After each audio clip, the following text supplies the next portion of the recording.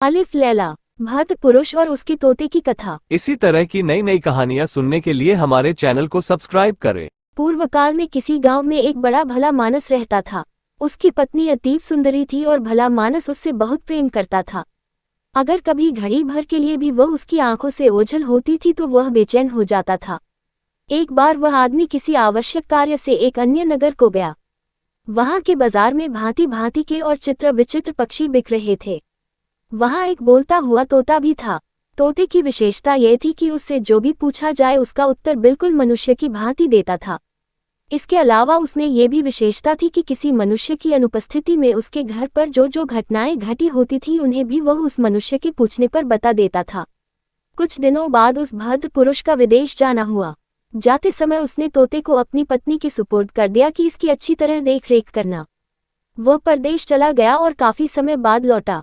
लौटने पर उसने अकेले में तोते से पूछा कि यहाँ मेरी अनुपस्थिति में क्या क्या हुआ।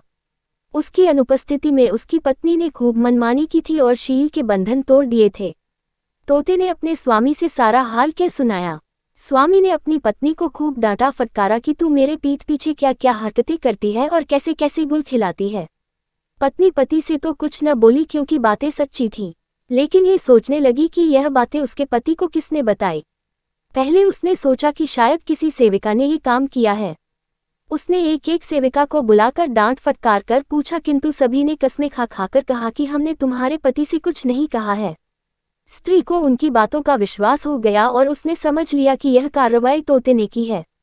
उसने तोते से कुछ न कहा क्योंकि तोता इस बात को भी अपने स्वामी को बता देता, किंतु वह इस फिक्र में रहने लगी कि किसी प्रकार तोते को अपने स्वामी के सन्मुख झूठा सिद्ध करे और अपने प्रति उसके अविश्वास और संदेह को दूर करे।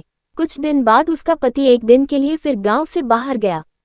स्त्री ने अपनी सेविकाओं को आज्ञा दी कि रात में एक सेविका सारी रात तोते के पिंजरे के नीचे चक्की पीसे, दूसरी उस पर इस तरह पानी डालती रहे जैसे वर्षा हो रही है, और तीसरी सेविका पिंजरे के पीछे की ओर दिया जलाकर खुद दर्पण लेकर तोते के सामने खड़ी हो जाए और दर्पण पर पड़ने वाले प्रकाश को तोते की आंखों के सामने रह रहकर डालती रहे।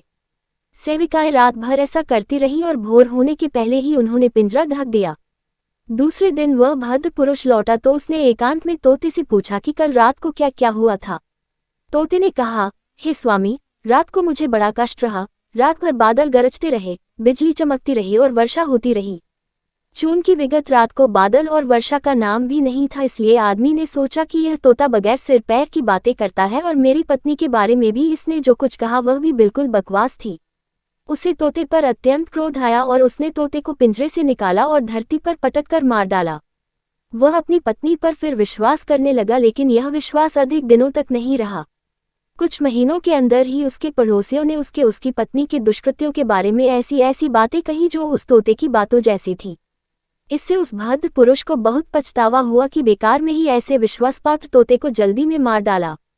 मछुआरे ने इतनी कहानी कहकर गागर में बंद दैत्य से कहा कि बादशाह गरीक ने तोते की कथा कहने के बाद अपने मंत्री कहा, तुम दुश्मनी के कारण चाहते हो कि मैं दूबा हकीम को, जिसने मेरा इतना उपकार किया है और तुम्हारे साथ भी कोई बुराई नहीं की है, निरपराधी मरवा डालूं। मैं तोते के स्वामी जैसा मूर्ख नहीं हूं जो बगैर सोचे समझे ऐसी बात जल्दबाजी में करूं।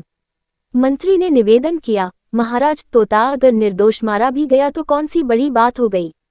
न स्त्री का दुष्कृत्य कोई बड़ी बात है, किंतु जो बात मैं आपसे कह रहा हूं वह बड़ी बात है और इस पर ध्यान देना जरूरी है।